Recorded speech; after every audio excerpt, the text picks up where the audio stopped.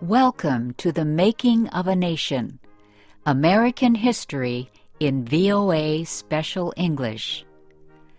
A new leader stood before the American people on March 4th, 1913. He was Woodrow Wilson, the 28th President of the United States. Wilson belonged to the Democratic Party.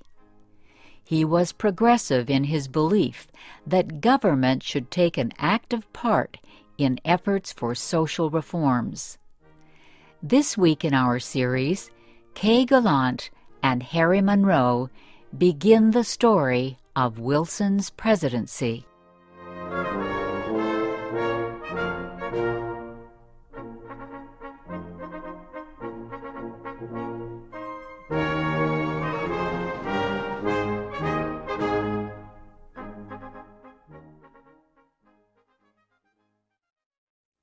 Woodrow Wilson had spent most of his life at Princeton University.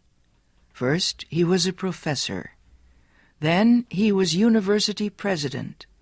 Next, Wilson was elected governor of the state of New Jersey.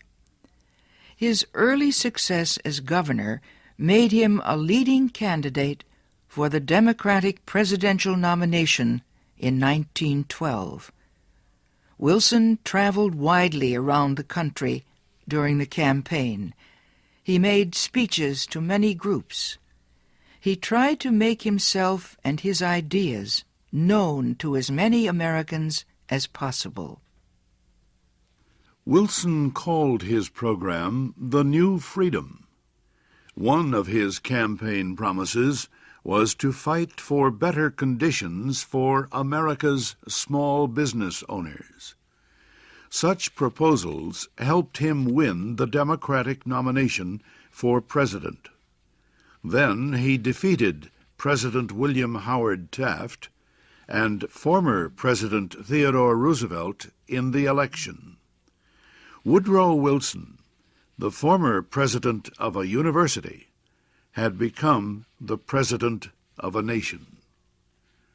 The largest crowd in Washington, D.C.'s history welcomed Wilson outside the Capitol building on the day of his inauguration. He called on the American people to join him in making the country a better place.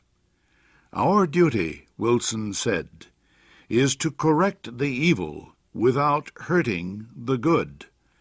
I call all honest men, all patriotic, all forward-looking men to my side."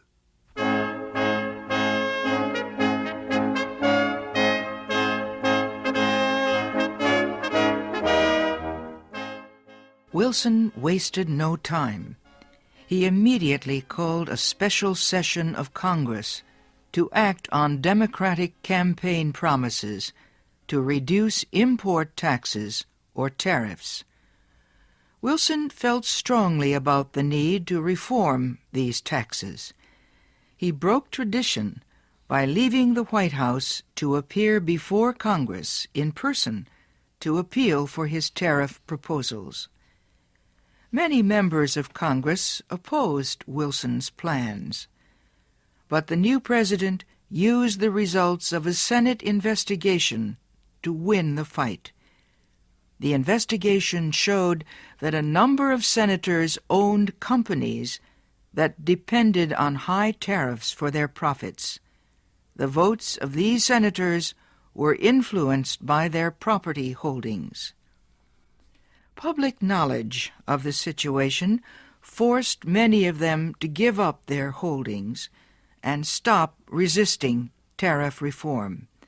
Congress finally approved Wilson's proposals. Lower tariffs reduced the amount of money taken in by the